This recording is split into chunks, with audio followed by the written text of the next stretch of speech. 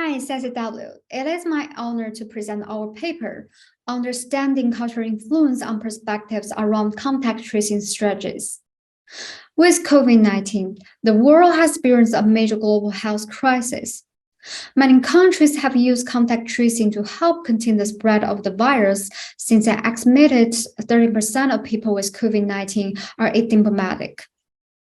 There are two major approaches in contact tracing. Digital contact tracing aims to identify, notify, and monitor close contacts, while human tracers typically perform the same function by directly talking to people via phone or video. Till now, the SIGCHI community has developed some understanding of people's perceptions around digital contact tracing. For example, people's desires for privacy and data security influence their willingness to adopt digital tracing. However, much of our understanding is based on examining people's perceptions and the use of contact tracing technology in just one country or region.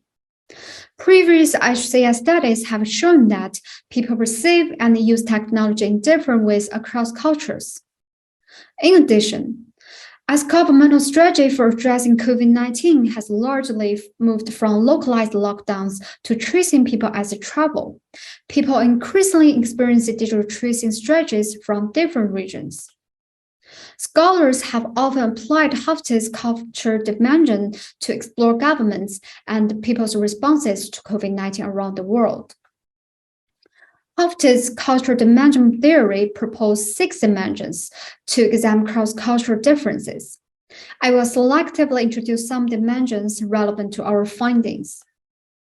Collectivism emphasizes the common good and strong interpersonal ties, while individualism strengthens individuals' independence and benefits. Indulgence means encouraging enjoyment of life, while restriction emphasizes regulating enjoyment through rigorous social norms.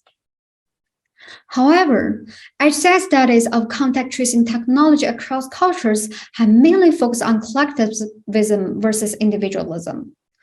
Looking more broadly at the influence of cultural dimensions can offer richer understanding of how aspects of culture relate to perspectives and how to design culturally situated technologies. We therefore use multiple cultural dimensions from Hofstede's model to understand cultural influences on people's perceptions of human and digital tracing strategies. The overall research question is, how does culture influence people's perceptions of contact tracing strategies? We replicated a previous online survey study that I led in the US. We deployed the survey again in South Korea in November 2020. We chose South Korea since it differs from the US on all these 6 cultural dimensions. Our prior US study identified 7 qualitative themes that people were concerned with contact tracing strategies and the preferences for each theme. We aim to find out cultural differences of South Korean participants' preferences for the same 7 themes and use the cultural dimension model as a guiding theory to help interpret the result in discussion. We will now describe how South Korean participants' preferences was different from the US participants. We encourage reading the paper for our full set. Overall, a higher proportion of South Korean participants prefer the contact tracing technology to human tracing than our prior sample in the US. In terms of 7 themes, we found South Korean participants had different favored approaches on security, accuracy, and emotional reassurance.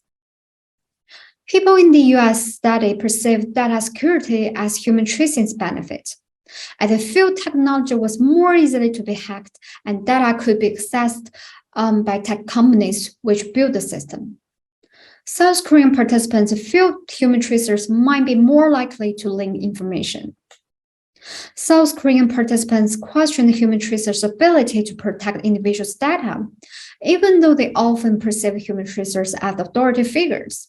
For example, P3 worried that I don't know how far I can trust officials who manage self-quarantine in which I have to provide them my personal information.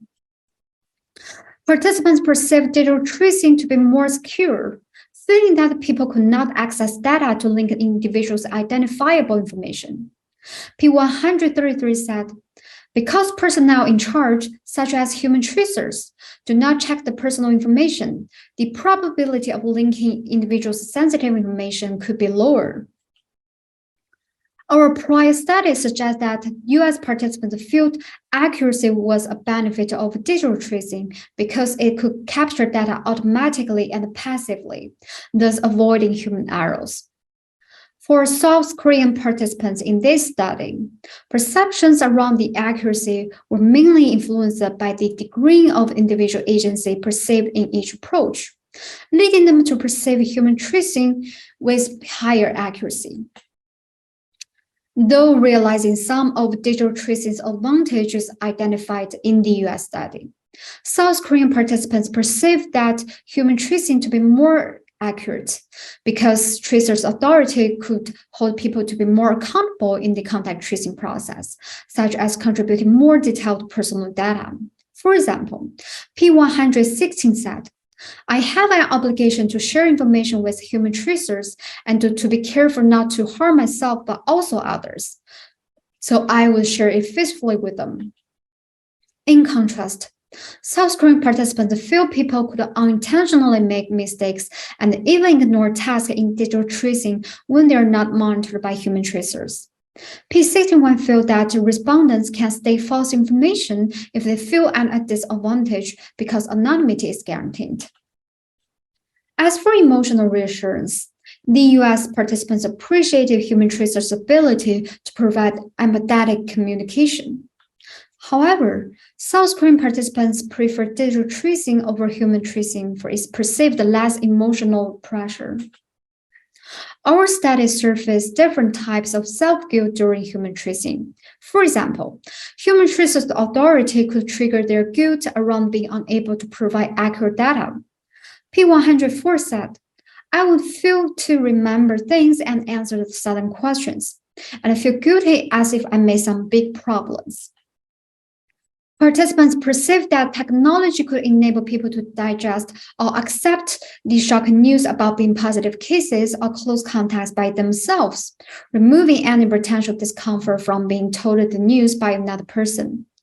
P43 said, when notified via automatically generated text messages, phone calls, or emails from the assistants, it seems to be more comfortable to accept than being told face to face by a person. Our work suggests that designing contact tracing technology with just one cultural dimension in mind could fall short of people's real needs, and it even creates stereotype designs. Though existing studies suggest that contact tracing in individualist settings should highlight personal benefits to enhance individuals' engagement, and people with collectivist cultures are less concerned about their personal benefits and often willing to participate in contact tracing for the common good. This work surfaces people's desire for some individualist and indulgent behaviors, even in collectivist and restricted cultures. For example, though people coming from collectivist, high-power distance, femininity, and/or restricted cultures are more likely to participate in contact tracing, they may stop participating after a short time due to frequent interaction burdens required to trace. Therefore, countries with these cultural dimensions might benefit from highlighting how certain use of technology could help reduce the burden of contact tracing overall. Thank you.